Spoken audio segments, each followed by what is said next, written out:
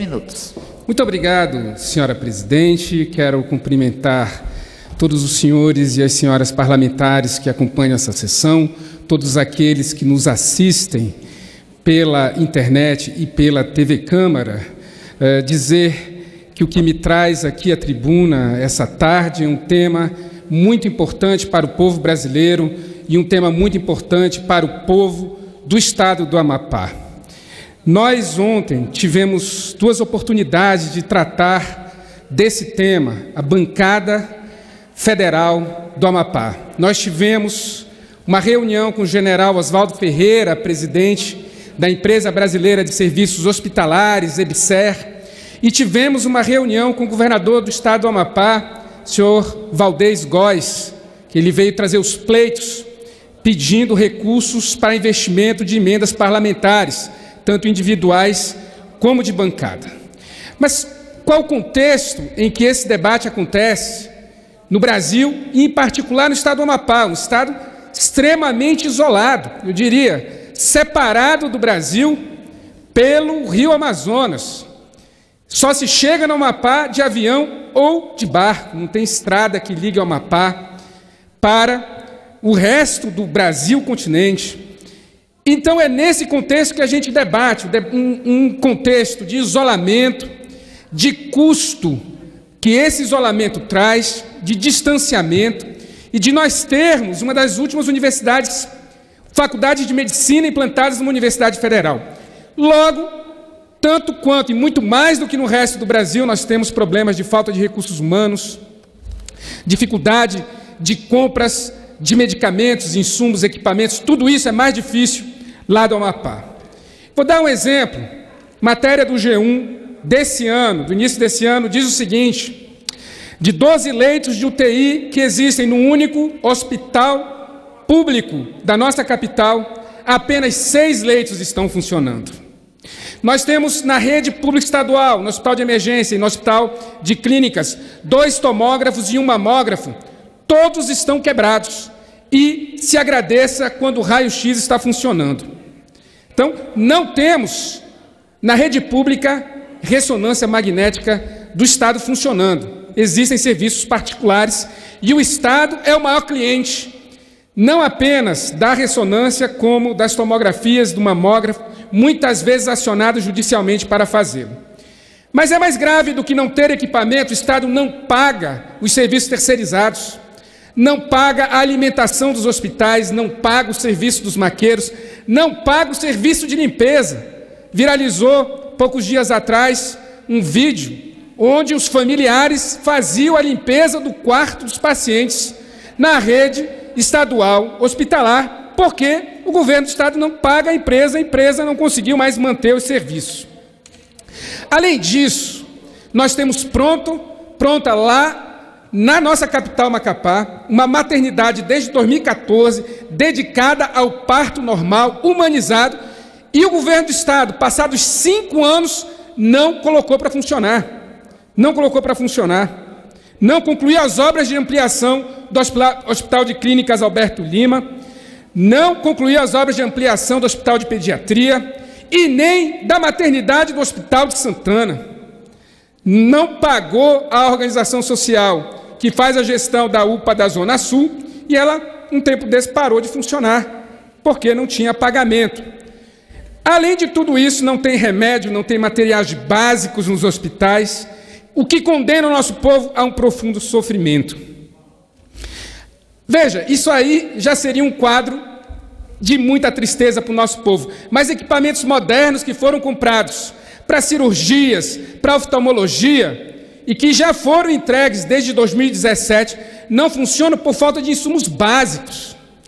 Esse é o quadro. E cirurgias de catarata, o nosso povo, principalmente idoso, está cego, porque as cirurgias de catarata, nem de caráter regular, muito menos em mutirão, são feitas. Nós temos mais de 7 mil idosos esperando essas cirurgias de catarata. Então é nesse contexto que a gente reúne com o governador do estado, que não conclui as obras, que não bota os equipamentos para funcionar, que não faz concurso público para colocar servidores para trabalhar na nossa rede hospitalar, que nós vamos discutir saúde e que nós sentamos com o General Oswaldo Ferreira, presidente da Empresa Brasileira de Serviços Hospitalares.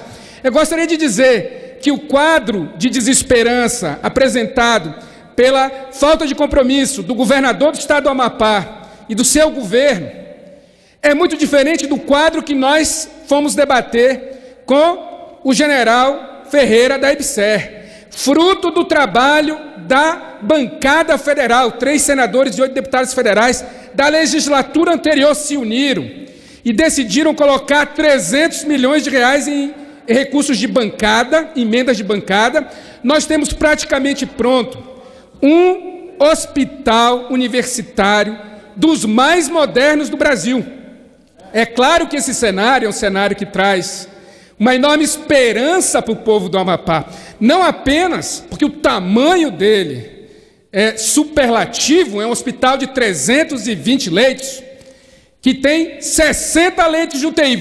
Vamos lá apenas lembrar o que eu acabei de falar no início desse meu pronunciamento, de 12 leitos de UTI.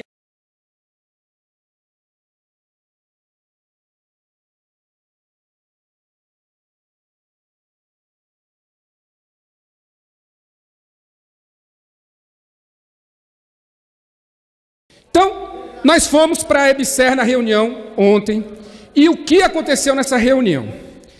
A empresa apresentou um cronograma de implantação que ele está muito aquém das necessidades, não digo apenas das expectativas do povo do Amapá. O quadro do atendimento de assistência e saúde de média e alta complexidade, ele é de extrema preocupação. É uma tragédia o que nós vivemos no Amapá. As pessoas estão morrendo por falta de UTI. E quando a gente chega lá na reunião com o general, ele nos coloca que dos 60 leitos de UTI, apenas 20 vão começar a funcionar. Que os serviços que nós tanto esperamos que funcionem, para desafogar a rede estadual e ampliar os serviços, por exemplo, de medicina nuclear. Estamos falando dos tomógrafos que nós temos, mas estão quebrados e não funcionam há anos, do mamógrafo para poder celebrar e fazer política pública para as mulheres em saúde no combate ao câncer, da ressonância magnética, que é hoje oferecido pelo setor privado, a preços absurdos, quando não, o Estado é obrigado a adquirir através de decisões judiciais, que não interessa o preço, o Estado tem que pagar. Então, nesse quadro, o que foi oferecido para nós lá na EBSER foi insuficiente. A bancada fez o esforço, colocou o recurso, a obra está praticamente pronta e nós não vamos aceitar que esse hospital seja entregue sem que ele possa abordar minimamente as necessidades do povo do estado do Amapá. Nós queremos lá os serviços que estão previstos, que a bancada se comprometeu, colocou recurso, e que nós vamos lutar para que seja entregue. Entendemos sim as dificuldades, que o Brasil vive, mas não vamos aceitar que o nosso estado do Amapá, que recebe pela primeira vez um grande investimento do governo federal, vou lembrar, nós somos um ex-território federal, a nossa existência como unidade autônoma foi definida para atender aos interesses da União. Foi lá Getúlio Vargas que criou o território federal do Amapá para viabilizar a exploração do manganês. A população cresceu de 9 mil habitantes em 1940 para mais de 800 mil e os investimentos não vieram. Então, senhor presidente, eu venho a essa tribuna para dizer que não adianta fazer apenas o discurso que eu estou fazendo aqui, não.